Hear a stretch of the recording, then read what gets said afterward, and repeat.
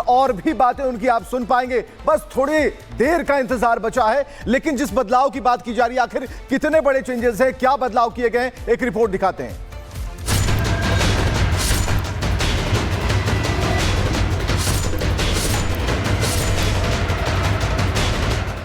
उत्तराखंड में आज 2.5 साल का इंतजार खत्म हो जाएगा।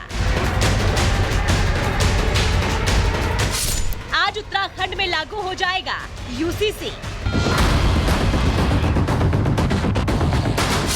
हलाला और 3 तलाक पर लगेगा फुल स्टॉप।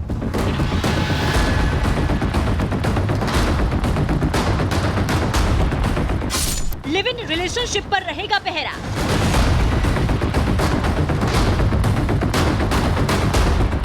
जिस घड़ी का सबको बेसब्री से इंतजार था, वो घड़ी अब नजदीक है।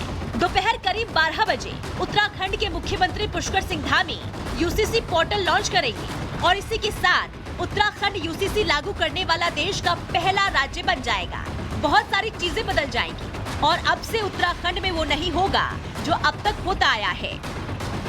यूसीसी लागू होने के बाद उत्तराखंड में हलाला जैसी प्रथाएं हमेशा के लिए बंद हो जाएंगी। तलाक के लिए सभी धर्म और जातियों में एक समान कानून होगा।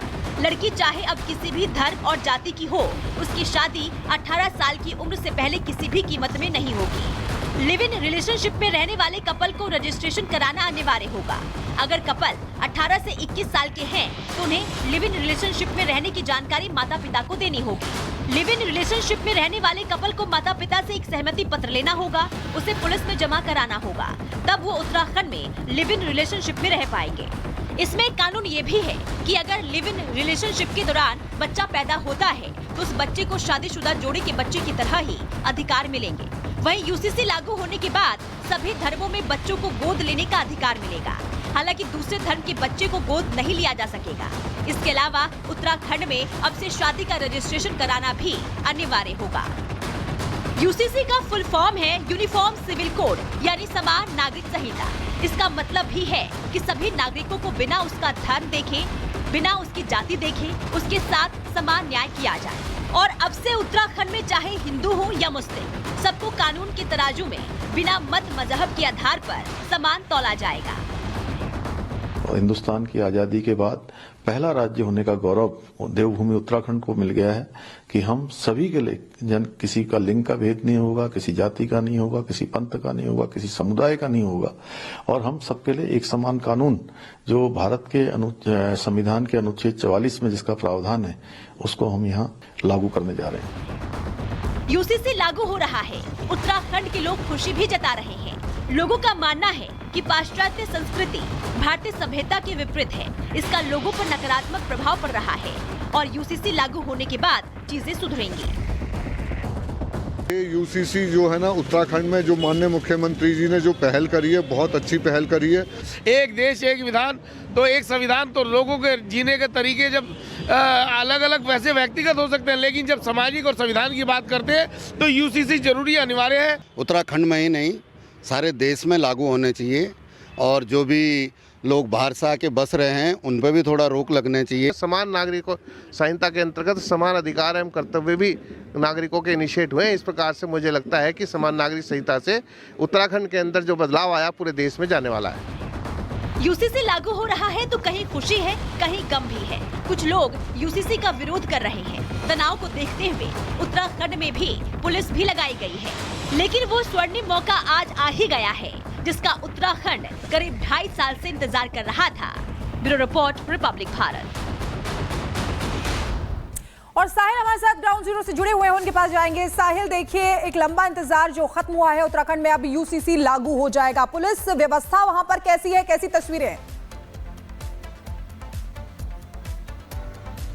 जी बिल्कुल, आज उत्तराखंड में जो है यूसीसी लागू होने वाला है, जिसके जो उद्घाटन है वो मुख्यमंत्री जो है पुष्कर धामी उनके द्वारा किया जाएगा। और ये माना जा रहा है कि आज यूसीसी पोर्टल जो है वो लॉन्च होगा, जिसका तमाम जानकारी जो यूसीसी से जुड़ी हुई है वो दर्शकों तक पहुंचाई जाएगी, जिससे ये पता चल पाएगा कि लोगों के जो हक है उसमें बदलाव होता हुआ नजर आ रहा है और कई नियम जो है वो बदलते हुए आज से नजर आएंगे। क्योंकि देखा जाता था कि जो लोग यहाँ पे रहते थे, जिस तरीके से लोगों के जो माता पिता की जो प्रॉपर्टी उसमें लड़के का हक हुआ करता था, लेकिन अब पूर्ण तरीके से जो बराबर का जो हक है वो लड़की को भी दिया जाएगा। 18 वर्ष से ऊपर की जो लड़की है उनकी शादी हो पाएगी, लेकिन शादी के 6 महीने बाद जो रजिस्ट्रेशन करवाना बेहद ज्यादा जरूरी होगा। दूसरी तरफ जिस तरीके से तमाम तस्वीरें सामने आती है, लेकिन अब देश का पहला राज्य उत्तराखंड बनने जा रहा है कि यूसीसी लागू होगा और कहीं ना कहीं लोगों में भी काफी ज्यादा खुशी का माहौल देखने को मिल रहा है, क्योंकि लंबे समय से यूसीसी पे बहस चल रही थी कि आखिर इसको कब लागू किया जाएगा। तमाम तस्वीरें सब में देखी थी, लेकिन आज वो दिन आ चुका है और ये माना जा रहा है कि 12 बजे के बाद जो है यूसीसी पोर्टल को लॉन्च किया जाएगा, जिसके बाद तमाम अहम जानकारी जो है उत्तराखंड के तमाम लोगों तक पहुंचाई जाएगी। जी ठीक है, तो बता रहे हैं इस वक्त हमारे सहयोगी कि किस तरीके से यूसीसी लागू करने को लेकर तैयारियां की जा रही हैं। साहिल रुड़की से इस वक्त हमारे साथ जुड़े हुए थे। थोड़ी देर का वक्त और जब यूसीसी लागू कर दिया जाएगा, और इसके लिए पहले ही चर्चा करीब साल भर से हुई है, बातचीत हुई है, और अब ये यूसीसी लागू किया जाएगा।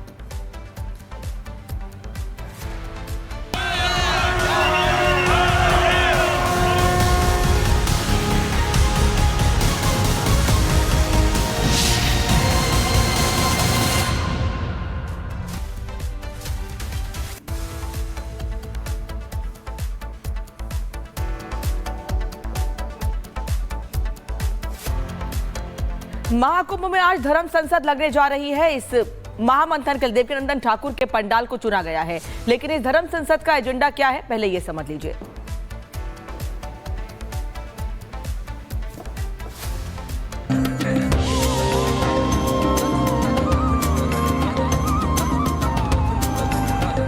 महाकुंभ से हिंदू एकता का नया युग शुरू होगा। संगम नगरी के दिव्य और भव्य द्वार से इसे नई शक्ति मिलने वाली है, क्योंकि त्रिवेणी तट के किनारे गंगा जमुना की रेती पर हिंदू एकीकरण पर सबसे बड़ा मंथन होने जा रहा है। महाकुंभ में धर्म रक्षकों की हुंकार सनातन बोर्ड की दरकार को लेकर है। मकसद हिंदू राष्ट्र की अपनी मांग को साकार करने के लिए सनातन को आकार देना है और सनातनियों को एकजुट करना है। बड़े बड़े संत, महामंडलेश्वर, अखाड़ा परिषद के अध्यक्ष, इन सबसे हमने आग्रह किया है और एक ही चीज कही है कि धर्माचार्यों के माध्यम से इस कुंभ से एक ऐसा मैसेज जाना चाहिए जहां से धर्म और युवा जो पीढ़ी है वो सुरक्षित हो सके। अगर हमसे कोई पूछे तो हमारा मकसद यही है, हमारा धर्म, हमारी संस्कृति, हमारी पूजा पद्धति सुरक्षित हो।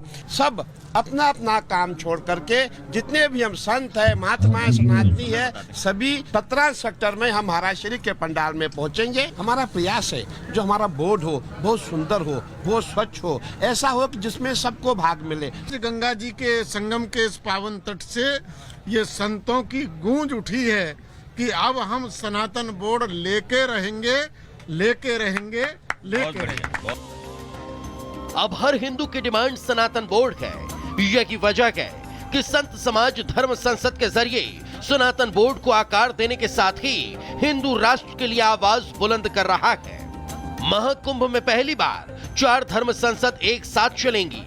इसमें गाय, सनातन, हिंदू राष्ट्र के साथ ही काशी और मथुरा की मुक्ति पर भी अंतिम निर्णय होगा। सनातनियों के लिए धर्मादेश के साथ ही सनातन बोर्ड के गठन पर भी सहमति बनेगी।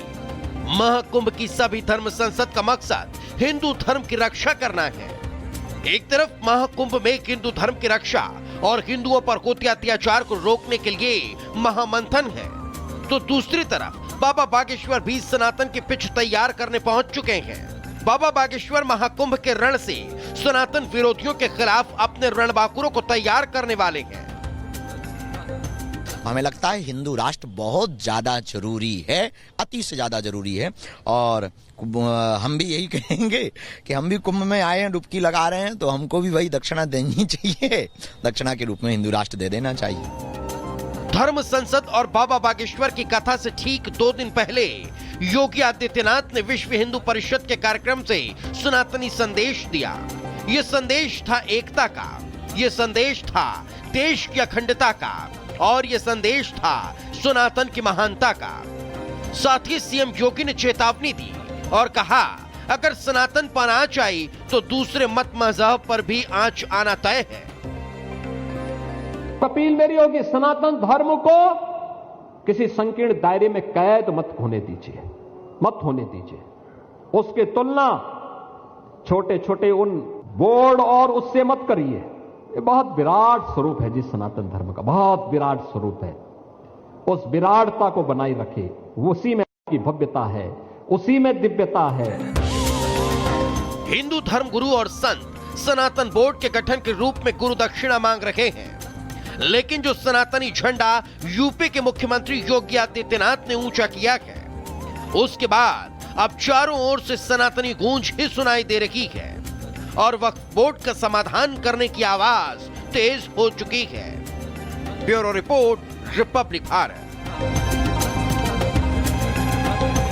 तो दो मांगे खुलकर सामने आई है, एक तो सनातन बोर्ड का गठन और वक्फ बोर्ड के खात्मे की बात, जो साफ तौर पर दिखता है यहां पर जितने भी साधु सन्यासी आए हैं। और सबसे बड़ी बात कि जब उन धर्मात्माओं से जब बात होती है तो एजेंडा भी पता चलता है कि सनातन बोर्ड की मांग की जा रही है, हिंदुओं को एकजुट करने की बात कही जा रही है, मठ और मंदिर जो है वो मुक्त कराए जाने की बात हो रही है। वक्फ बोर्ड पर कई सवाल हैं, उनके आंसर चाहिए, उनके सवालों का जवाब चाहिए, तो ऐसे एजेंडे सेट कर दिए गए। लेकिन सबसे बड़ी बात यह है कि जो कहा जा रहा है और जिस तरीके से कहा जा रहा है और जिस